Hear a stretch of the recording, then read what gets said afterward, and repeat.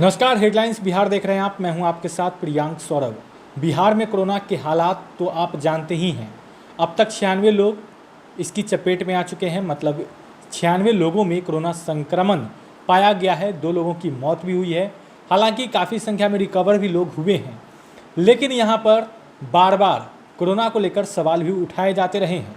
पिछले दिनों जाँच को लेकर बार बार ये सवाल उठाए जाते रहे हैं कि यहाँ जाँच की पर्याप्त व्यवस्था नहीं है। हालांकि फिर उसके बाद 6 केंद्रों पर जांच शुरू हो गई, लेकिन एक बार फिर से एक बड़ा सवाल उठ गया है एम्स में जांच पर। एम्स को भी 6ठा जांच केंद्र बनाया गया है पिछले दिनों, जहां पर जांच केंद्र बनाने के बाद तुरंत ही 2 मरीज की पहचान भी हुई थी। उस एम्स पर एक बड़ा सवाल उठाया गया है, क्योंकि पिछले दिनों 2 दिन पहले खाजपुरा की एक महिला में कोरोना पॉजिटिव पाया गया था। यह रिपोर्ट थी एम्स की तरफ से आई हुई, और इस रिपोर्ट के आधार पर यह कहा जाने लगा था कि पटना के खाजपुरा की उस महिला में कोरोना पॉजिटिव है। लेकिन बड़ी बात यह थी कि उस महिला का ना तो कोई ट्रैवल हिस्ट्री था और ना ही वो पिछले 1 महीना से किसी से मिली थी। ऐसे में यह सवाल उठने लगा था कि आखिर वह महिला कैसे संक्रमित हुई। सबसे बड़ी बात यह भी थी कि उस महिला में सब्जी बेचने वाले, उनके परिवार में सब्जी बेचने वाले लोग थे। ऐसे में यह खतरा जो है वह काफ़ी ज़्यादा बढ़ने की संभावना थी। लोगों उनके परिवार के तमाम लोगों की जांच हुई, हालांकि सबकी रिपोर्ट्स निगेटिव आए। इलाके को पूरा सैनिटाइज किया गया और लगातार प्रशासन अलर्ट थी। लेकिन एक बड़ी बात आज सामने आई है।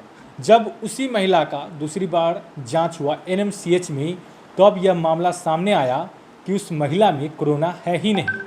दरअसल उस महिला में, जिसमें कहा जा रहा था कि वह कोरोना उसमें पॉजिटिव है, उसके अगले रिपोर्ट में उसमें कोरोना नहीं मिला। हालांकि ये कोई चमत्कार नहीं है, ऐसा संभव है। पहले रिपोर्ट में कोरोना पॉजिटिव हो सकता है, बाद में नहीं भी हो सकता है।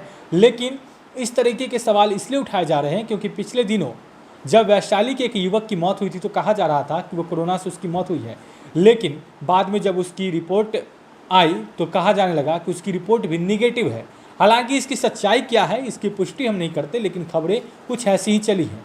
तो आने वाले वक्त में इसको लेकर और क्या कुछ बातें सामने आती है, क्योंकि लगातार पटना के खाजपुरा में कोरोना पॉजिटिव मिलने की बात से पटना की स्थिति जो है वह ज़्यादा भयावह होती जा रही थी। लोग काफ़ी चिंता में आ गए थे।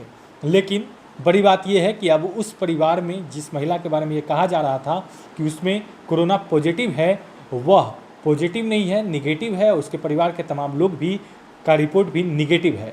तो एक बड़ी राहत की खबर है। लेकिन अगर यह चूक हुई है, अगर जांच में चूक है, तो इसके लिए जिम्मेवार कौन? आप बढ़ रहे हेडलाइंस बिहार के साथ। अगर आपने अब तक हमारे चैनल को सब्सक्राइब नहीं किया है तो जल्द सब्सक्राइब कर ले। धन्यवाद।